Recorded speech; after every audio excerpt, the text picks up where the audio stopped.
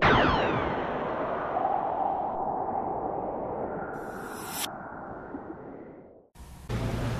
guys, what do we got here? Frazier Smith. Now the new set, Abyss Rising, came out, what was it, 2 weeks ago? Yep. How do you feel it's going to affect this weekend? I think the Wonder deck is really insane.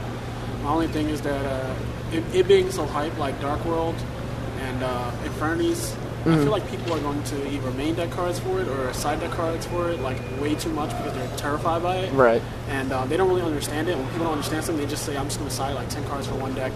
And then if you play that one deck, you go against people like that, you just end up losing to like anything because they just went too hard against the deck. See, that's interesting. You said understanding the deck.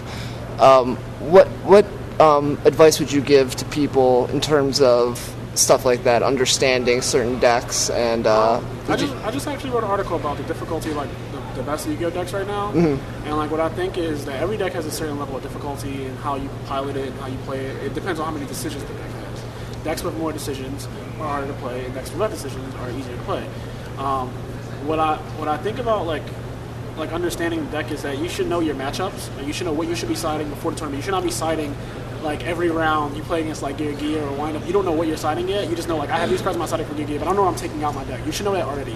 Right. You should know what cards are bad against this deck. You should know what cards are like really good against this.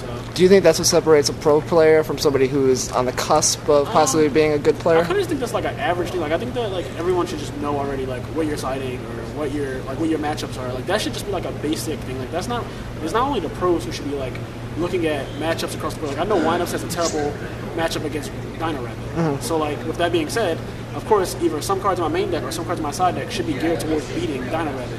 Just because of the fact that my deck will probably lose to it like all the time, because you can't deal with Dolka, you can't really deal with Logia like that. The attack power of the normal dinosaurs are too much. Like just little stuff like that. Mm-hmm. Now, in terms of side deck, like you just stated, how important is it to side deck not so much for generic side deck stuff, but for like specific decks that are like you have a bad matchup against? My thing that I've been doing lately is instead of side decking like very generic cards, I've been doing cards that are like blowouts to the one deck that I'm siding against.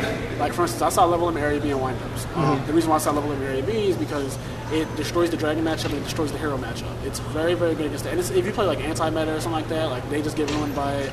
You like Windup Rabbit beats every single hero monster in defense mode. So if you just go Wind Up Rabbit and play Level M Area B, it'll put like Thunder King in defense mode, and he's like the hardest card for you to deal with, and you just beat him, and if they use removal, they just start taking -1s. So it's like, I saw like very narrow now, but I haven't had any complaints about side decking. I've more so just had complaints with like the way the format is just kind of like, first turn, every deck is basically just trying to OD on you. Right. Okay.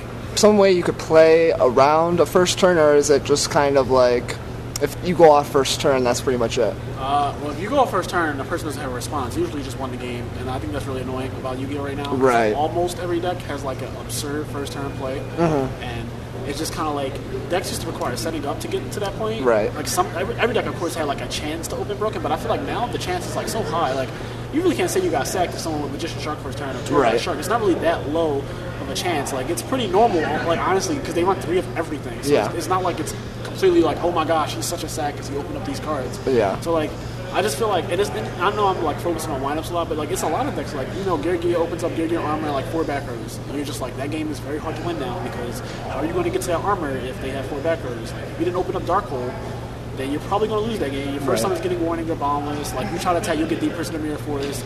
You go too hard, you'll get torrential. Like, it's just so many things that's just like you can't really overcome first turn. You drag and start off charge, shoulder recharge, summon, like just.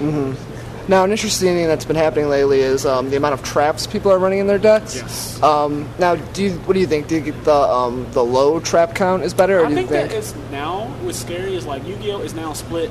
See, it was already split between like a bunch of different meta decks, right? But now all those meta decks are now completely different in the sense that not only are they like different to play against, but they're different as far as their back row lineup because some decks don't play any, and it's a lot of them now. Like Water decks usually play like real back rows that you can really heavy your MST and get pluses off of. Right. Dragons don't really play real back rows. Like the Agent deck that like Trapless Aegis doesn't play any back rows. Like that, it's not just them. Like it's other decks where like you play against them and like your MSTs are dead or like your Heavy Storm is not that great. And I just feel like you don't really know like what your matchups are going to be in the tournament. So you could end up main decking 3 MSTs and then you play against a bunch of like Chaos Dragons, Agents, and decks that it's just not good against. and you just get like upset, or you can play against a bunch of decks. You could not main deck a lot of, like you play like 1 MST or heavy, or like 2 MSTs or whatever. You play like Gravekeepers, and you like really wish you had 3 MST, right? Or like gadgets, stuff like that. Like it just, you really can't pick your matchups. You don't know what you're gonna play against, and the decks are so diverse as far as back rows now that there's no real way to tell. It's like I think Lance is better now, but see, now that's another card that's really interesting is Mystical Space Typhoon. Some people are running 2s, some people run 3s. Well, what do you think?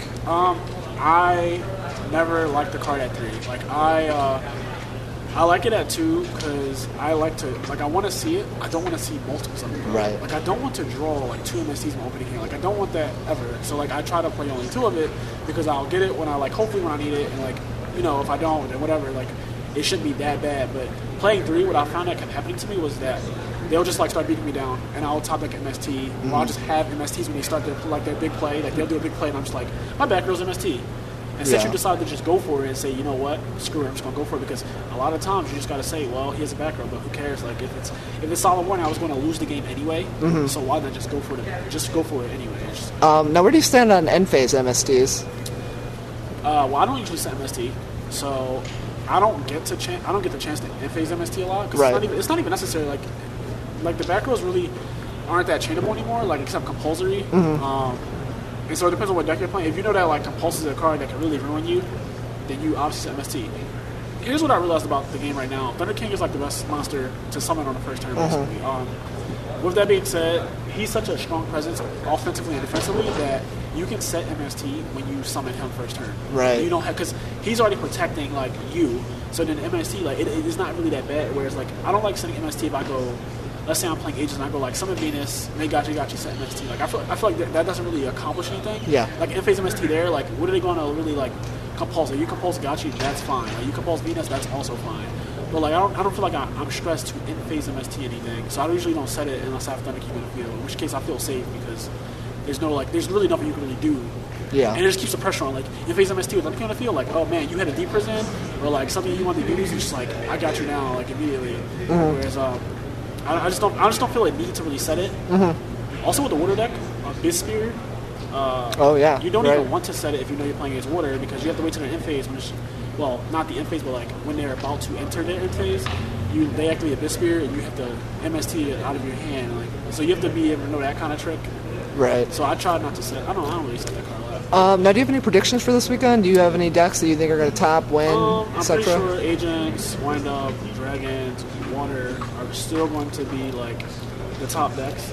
I just I don't know, like, I mean, I don't know what's going to win because it's impossible to tell what is going to just straight up win the event. But do you think the new decks have an advantage because they haven't been played on a major tournament yet?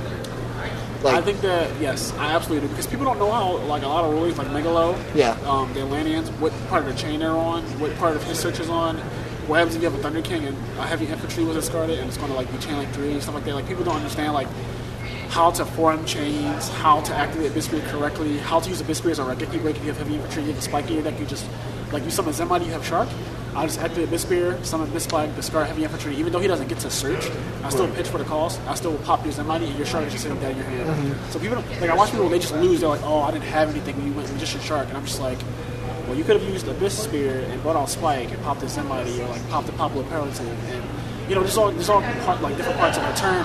You're not using your cards to the maximum effectiveness because you don't know what all they do until you read a future match or someone writes an article about it. So I feel like whenever a new deck comes out like now, people aren't going to know what to do because they don't know how to play it as well, because they haven't read about it yet, they haven't researched about it yet. I mean, there's only so much information on it so far. Right. All right, well, thanks, man. Yeah, anytime. Good luck this weekend. Thank you.